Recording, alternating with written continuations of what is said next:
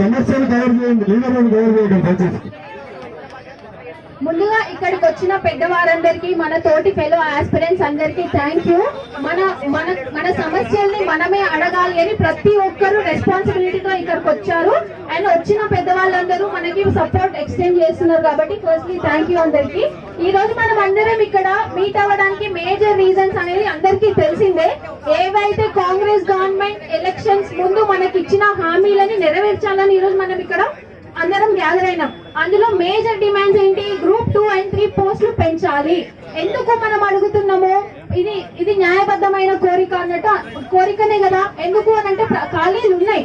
ఎన్ని రోజుల నుంచి మనం చదువులో ఉండిపోయినాం, ఇంకా ఎన్ని రోజులు మనల్ని ఇక్కడ ఇట్లనే ఉంచుతారు? ఆల్రెడీ ఖాళీలు ఉన్నాయని మనకి తెలుసు, గవర్నమెంట్ కి తెలుసు. ఎందుకంటే గవర్నమెంట్ లో ఇప్పుడు ఉన్న ప్రతి ఒక్క పెద్ద మనిషి చెప్పిన మాట ఏంటి? ఫిస్కల్ కమిటీ ప్రకారం మీరు వాళ్ళు చెప్పిన వేకెన్సీస్ ప్రకారం మీరు ఇవ్వాలి కదా, ఎందుకు ఇవ్వట్లేదని వాళ్ళు ప్రతిపక్షంలో ఉన్నప్పుడు ప్రశ్నించిండ్రు. అదే ఇప్పుడు మీరు రూలింగ్ లోకి వచ్చి ప్రశ్నించిన మీరే ఆ సమస్యను మీరు పక్కన పెడితే దానికి అర్థం ఏంటి అంటే, ఇప్పుడు మేము ఓట్ వేసి ఇది లేదు కాబట్టి మా గురించి పట్టించుకోకుండా రోడ్ల మీద ఇప్పుడు అప్పుడు ఏమన్నారు? మీరు రోడ్ల మీదకి రాకుండా చూసుకునే బాధ్యత మాది అని మాట్లాడిన వాళ్ళు ఇవాళ మేమందరం రోడ్ల మీదకి రావాల్సిన పరిస్థితి ఎందుకు వచ్చింది అని అడుగుతున్నా నేను. ఆ రోజు ప్రతి ఒక్క పెద్ద మనిషి, ముందున్న పెద్ద మనుషులు ఎవరు ఏంటనేది అందరికీ తెలుసు. వాళ్ళందరూ మన ముందుండి కోర్టులో కేసుల దగ్గర నుంచి ప్రతి ఒక్కటి మనతో చేపించినప్పుడు ఇవాళ ఎందుకు అవన్నీ మాట్లాడట్లేదు? ఇవాళ కొంతమంది అంటారు వచ్చిన తర్వాత కేసులన్నీ రిజాల్వ్ చేసి ఏ ప్రాబ్లం లేకుండా ఎగ్జామ్స్ కండక్ట్ చేస్తున్నాం అంటున్నారు. అదే కేసు వేసిన పెద్ద మనిషి ఎవరు అనేది ఈరోజు నేను అడుగుతున్నా. కేసు వేసి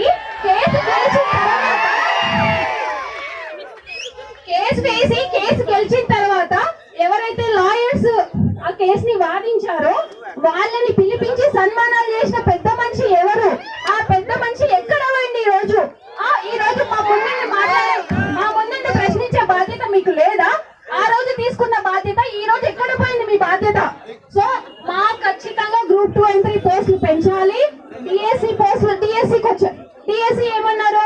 ఆ రోజు ఇస్తే 5,000 అయినా 25,000 ఉన్నాయి, మేము వస్తే 20,000 వేస్తాం, మెగా డిఎస్సి వేస్తాం. ఎక్కడ పోయింది ఈరోజు మెగా డిఎస్సి? ఎందుకు వేయలేదు? ఇది మేజర్ డిమాండ్. వేయకుండా ఇష్టం ఉన్నట్టు డేట్లు చేసారు. డేట్లు అన్ని ఎప్పుడు రిలీజ్ చేశారండి? మనకి right before MP elections release చేశారు. అంటే ఓట్లు కావాలన్నప్పుడు మా సమస్య గుర్తొస్తుంది. ఇప్పుడు ఓట్లతో పని లేదు కాబట్టి మా సమస్య గుర్తు రాదు, అంతేనా? అట్లే ఉన్నప్పుడు మీరు ఆ పద్ధతిలో ఆలోచిస్తే మేము కూడా మా నిరసనలు ఇవన్నీ ఎలా తెలపాలో, మాకు ఈ రోజు ఛాన్స్ లేకపోవచ్చు, తర్వాత అయినా ఛాన్స్ వస్తుంది కదా, అప్పుడైనా మేము చూపించగలుగుతాం కదా మేమేంటి, మా బలం ఏంటి అనేది. అండ్ కొంతమంది ఎలక్షన్స్ ముందు మాది నిరుద్యోగ కులం, మేము నిరుద్యోగులతోనే ఉంటాం, మీరే మాకు ఇది స్టేజ్ల మీద ప్రెస్ మీట్లలో నిరుద్యోగుల వల్లనే గెలిచినాం అని అందరూ నిరుద్యోగులను వాడుకున్నారు. ఈ రోజు ఎందుకు మాట్లాడట్లేదు? కనీసం కలవడానికి ఎందుకు ఛాయిస్ వస్తలేదు? ఎంతమంది గురుకుల అభ్యర్థులు సీఎం రేవంత్ రెడ్డి ఇంటి ముందు నిరసన తెలిపిండ్రు అంటే సీఎం రేవంత్ ఇంటికి బయటికి లోపలికి వచ్చినప్పుడు కనిపించలేదా? వాళ్ళు మీడియాలలో కనిపించట్లేదా?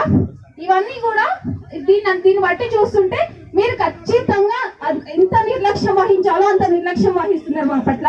ఇంకొక మేజర్ డిమాండ్ గ్రూప్ 1 1:100. ఈ గ్రూప్ 1 1:100 అనే డిమాండ్ ప్రతిపక్షంలో ఉన్నప్పుడు ఎందుకు చేయొచ్చు 1:100 చేయొచ్చు అని బట్టి విక్రమార్క గారు మాట్లాడతారు, జగ్గారెడ్డి మాట్లాడతారు, అందరు ప్రతి ఒక్కరు అవి ప్రతిపక్షంలో ఉన్నప్పుడు అందరికి అది న్యాయబద్ధం అనిపిస్తుంది. రూలింగ్ లోకి వచ్చేసరికి న్యాయబద్ధం అనిపించట్లేదా? ఈ రోజు ఎప్పుడైతే ప్రతిపక్షాలు రియాక్ట్ అయినాయో అప్పుడు ఒక్కొక్కరు బయటకు వచ్చి ప్రెస్ మీట్లు పెడతారు. మళ్ళీ జీవన్ రెడ్డి గారు అంటారు as per rules as per notification అంటారు. ఇవే రూల్స్ ఇవే నోటిఫికేషన్ యాజ్ పర్ రూల్స్ పోవాలనుకున్నప్పుడు బీఆర్ఎస్ ఎందుకు ప్రశ్నించారు? మా తరపు నుండి ప్రశ్నించారు కదా, అది వీళ్ళకి జరగాల్సిన న్యాయం అనుకునిగా మీరు ప్రశ్నించింది. అదే న్యాయం ఇప్పుడు ఎందుకు చేయట్లేదు మీరు? సో ఈ గ్రూప్ 1 1:100 అనేది కూడా మీరు చేయాల్సిందే. చేయకపోతే ఇది జరుగుతూనే ఉంటది. ఇప్పుడు ఈ రోజుతో పోయేది కాదు, ఇది ఈ రోజుతో ఎవరు ఆపేయరు దీన్ని. ఇంకా ఇట్లా డిఎస్సి ఉన్నాయి, గురుకులాలు ఉన్నాయి. ఇప్పుడు కొంతమంది గాంధీ భవన్ లో ప్రెస్ మీట్లు పెట్టి మాట్లాడడం కాదండి. కాంగ్రెస్ పెద్దలు అంత ఉంటే వచ్చి అశోక్ నగర్ లో మాట్లాడు. ఇదే కాంగ్రెస్ వాళ్ళు ఎలక్షన్స్ ముందు రాహుల్ గాంధీ గారిని తీసుకొచ్చి సెంట్రల్ లైబ్రరీలో కూర్చోబెట్టారు. మరి ఇవాళ ఏ కాంగ్రెస్ ఎందుకు రావట్లేదని నేను అడుగుతున్నా. అంటే మా బాధ మీకు వినిపిస్తలేదా, లేకపోతే ఇంకా ఎక్కువ పెద్ద ఎత్తున గోలు చేయమని చెప్తున్నారా ఇండైరెక్ట్ గా? ఇదంతా కాదు, ఖచ్చితంగా మా డిమాండ్స్ అన్ని మీరు నెరవేర్చాల్సిందే. ఎందుకు ఇప్పుడు ఎలక్షన్స్ కంటే ముందు అశోక్ నగర్ లో ఒక ఇన్స్టిట్యూట్ పెద్ద మనిషి మధు యాష్కిని వాళ్ళందరినీ పిలుస్తాడు ఇన్స్టిట్యూట్ కి. ఒక్కొక్కరికి ఫోన్ చేసి అమ్మా రండి, ముఖ్యమైన వ్యక్తి వస్తున్నాడు ఇవాళ, మన సమస్యలు పరిష్కరిస్తారు అనేసి మాట్లాడి. మరి ఈ రోజు ఎందుకు రాయట్లే? ఈ రోజు ఎందుకు ఏ పెద్ద మనిషి పిలవట్లే ఆయన ఇన్స్టిట్యూట్ కి? ఎందుకు? ఆయన పదవి వచ్చింది అంటే నీకు పదవులు వస్తే నీ ఆకలి లేతే నువ్వు సల్లా ఇంట్లో అంటావు. మా జాబ్ అవసరం లేదా? మేము అడిగేది మాకు దక్కాల్సిన న్యాయం మాత్రమే. మీ ఇంట్లోకి వెళ్ళి మీ జేబులోకి వెళ్ళి పైసలు తీసి మాకు పెట్టుర్రి అని మేము అడుగుతలేదు. సో ఇవన్నీ మీరు డిమాండ్స్ అన్ని తీర్చాల్సిందే. ఇంకొకటి జీవన్ రెడ్డి అంటారు 1:50 వ్యాలిడ్, 1:100 వ్యాలిడ్ కాదు, ఏ స్టేట్ లో లేదు ఏం లేదంటే. మరి ఏపీలో 1:100 ఎట్లా చేసిరు అంటున్నా? అంటే వాళ్ళకి లేవా రూల్స్? ఓన్లీ తెలంగాణ స్టేట్ కి రూల్స్ వర్తిస్తాయా? అది కాంగ్రెస్ ప్రభుత్వంలోనే వర్తిస్తాయా? వేరే ప్రభుత్వం ఉన్నప్పుడేమో అది తప్పు, ఇప్పుడు అది ఒప్పు. ఎట్లా ఎట్లా ఒప్పు అవుతుంది ఇప్పుడు అది? మళ్ళీ మాట్లాడతారు గ్రూప్ 2 ఎంట్రీ పోస్టులు పెంచాము, నెక్స్ట్ జాబ్ క్యాలెండర్ ఇస్తామంటే. ఇప్పుడు ఉన్న నోటిఫికేషన్స్ మీరు చక్కగా చేయలేని వాళ్ళు మీ జాబ్ క్యాలెండర్ ఇస్తాము అంటే ఎట్లా నమ్మాలి మేము? ఇన్ని రోజులు ఏమన్నారు? మేము మాట్లాడుతుంటే పట్టించుకోలే. ఎప్పుడైతే అపోజిషన్ బయటకు వచ్చి క్వశ్చన్ చేసిందో దీనంతా డీవియేట్ చేయడం కోసము జాబ్ క్యాలెండర్ ఇస్తామని శ్రీరామ్ అన్నాడు. నేను ఒకటి అడుగుతున్నా అండి, సీఎం రేవంత్ రెడ్డి గారు ఏమన్నారు ఒక ప్రెస్ మీట్ లో, ఒక మీడియా ముఖంగా అన్నాడు మేము జాబ్ క్యాలెండర్ ఆల్రెడీ ఇచ్చేసినాం చూసుకోండి అన్నాడు. అదే శ్రీరామ్ బాబు ఏమన్నాడు నిన్న మొన్న, మా జాబ్ క్యాలెండర్ తొందరలోనే ఇస్తాం అంటే. మంత్రులకి ముఖ్యమంత్రులకి కోఆర్డినేషన్ లేదా? మీరు ఎవరికి ఇష్టం వచ్చింది వాళ్ళు మాట్లాడతారా? అంటే ఇది చాలా సెన్సిటివ్ విషయం. మీరు అందరూ అనుకుంటుండొచ్చు మీకు చాలా చిన్న విషయం అనిపిస్తుండొచ్చు, కానీ ఇక్కడ ఉన్న ప్రతి ఒక్కరికి అది లైఫ్ ఎండ్ సమస్య. ఎంతమంది ఎన్ని సంవత్సరాల నుంచి ఇక్కడ ఉంటున్నారు మీకు తెలియదా? అదే సంవత్సరాల నుంచి ఉన్నోళ్ళు ఏమంటారు 30 రోజులు పుస్తకాలు పక్కన పెట్టండి, తర్వాత వచ్చే ప్రభుత్వం మనది, మన డిమాండ్స్ అన్ని తీరుస్తుంది. 30 రోజులు పక్కన పెట్టిన బయ పుస్తకాలు ఇవాళ ఏది ఎవరెందుకు మాట్లాడతారు? ఇప్పుడు మొన్న చూసుకుంటే తీన్మార్ మల్లన్న గ్రాడ్యుయేట్ ఎమ్మెల్సీ అంటే ఏంటి? అందరం చదువుకున్న లోట్లేస్తేనేగా పెద్ద మనిషి గెలిచింది. ప్రచారాలలో ఏం చెప్పిండు? గ్రూప్ 1 1:100 చేస్తాం సోదరులారా, గ్రూప్ 2 2 and 3 పోస్టులు పెంచుతాం సోదరి మండలారా అన్నాడు. ఇవాళ ఢిల్లీ పోయి కేసీ వేణుగోపాల్ ని మల్లికార్జున్ ఖర్గే కలవడానికి టైం ఉంటది.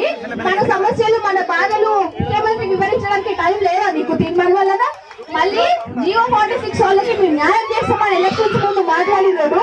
జియో 46 వాళ్ళని ఇవాళ ఎందుకు పెడుతున్నావు? నువ్వు అడ్డగోలుగా తిట్టలేదా నువ్వు అందరి ముందు? ఈ రోజు వాళ్ళు ఎందుకు పనికొస్తలేదు నీకు? ఆ రోజు న్యాయం అనిపించింది, వాళ్ళు న్యాయం అని ఎందుకు అనిపిస్తలేదు? ఇట్లా ప్రతి ఒక్క పెద్ద మనిషి మోసమే చేసిండు. కాంగ్రెస్ నుంచి ఉన్న పెద్ద మనుషులు ఆ రోజు ప్రతి ఎమ్మెల్యే, ఇప్పుడున్న ఎంపీలు అందరూ, మినిస్టర్లు అందరూ మీకెందుకు మేమున్నాం, చేసే బాధ్యత మాది అన్నప్పుడు ఆ రోజున్న బాధ్యత ఈ రోజు ఎందుకు లేదు? ఇది మనం ప్రతి ఒక్కరం ఆలోచించుకోవాలి. మన డిమాండ్స్ అన్ని నెరవేర్చాల్సిందే. నెరవేర్చేదాకా మనం వదిలే ప్రసక్తే లేదు. నేను ఇంకొక మెసేజ్ గవర్నమెంట్ కి ఇవ్వాలనుకుంటున్నా. ఏంటి అంటే ఇప్పుడు మన తరఫున రిప్రజెంటేటివ్స్ అని చెప్పుకొని తిరుగుతున్నారు ఒక 2-3. ఆ 2-3 వెనకాల తిరిగే 10-20 మంది మాత్రమే నిరుద్యోగులు కాదు. ఇందిరా పార్క్ వచ్చి చూడండి, నిరుద్యోగులు ఈరోజు ఇక్కడ ఉన్నారు. వాళ్ళు 10-20 మందిని పైసలు ఇచ్చి ఎంటేసుకొని తిప్పి వాళ్ళకి ముచ్చట చెప్పి కానియడం కాదు. ఇప్పుడు వచ్చి మాకు సమాధానం చెప్పండి. ఇక్కడ ఉన్న వాళ్ళందరూ నిరుద్యోగులు, అది మీరు గుర్తు పెట్టుకొని ఏదైనా ఇన్ఫర్మేషన్ కావాలన్నా ఏమైనా కావాలన్నా నిరుద్యోగులు అందరూ అవైలబుల్ ఉంటారు. నిరుద్యోగులతో మాట్లాడండి, వాళ్ళిద్దరితో మాట్లాడండి. మేమున్నాం, మాతో మాట్లాడండి. మా డిమాండ్స్ ఇవి, మీరు చేయాల్సింది మాత్రం మీకు ఆప్షన్ లేదు.